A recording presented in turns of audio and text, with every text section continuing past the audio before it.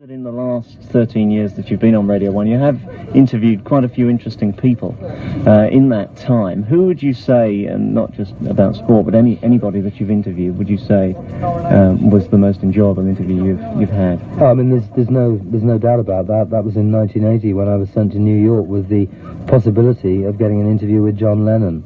And we did get the interview, and you and your listeners may know that tragically, less than 48 hours after I'd left John, he was shot by Mark Chapman outside the Dakota building on the west side in New York. And it took me, I think, probably, Peter, 3 or 4 years to recover from the shock of it. Because I'd grown up in the Beatles era. We had a pop group at school in which I played the drums extremely badly. And I'd idolised the Beatles, but specifically, I always had the greatest admiration, and this is no disrespect to Paul or George or Ringo, all three of whom I've been lucky enough to meet. I always had a very special fondness for Lennon because I loved the way he wrote songs, I loved his lyrics. Yeah. He was the rebel, he was the rock and roll singer. I mean, yes, Paul can sing great rock and roll, but Paul was also the balladeer, and I saw John as the real rough diamond. So there it was, the situation where I waited a lifetime in pop music terms to meet him, and having done an interview, we spent 3.5 hours together.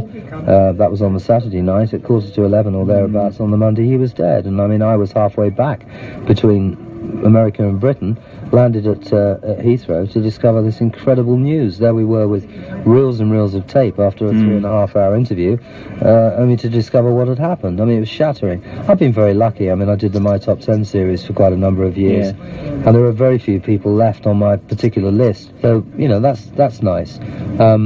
I mean, in radio terms, I made my first appearance on Test Match Special a couple of Sundays ago when I did a piece from Gloucestershire. And it suddenly crossed my mind on the way home that evening, but I've now appeared on radios 1, 2, 3, 4 and 5, and also on the BBC World Service. And I'm not in any way blowing trumpets. I mean, it's work. And if you're asked to do it, that's great. If you're not, well, you have to think, that's a shame. But I have been very lucky. I've had 13 fantastic years. But the interview with John would be far and away the most important, and the one which I will treasure for the rest of my life.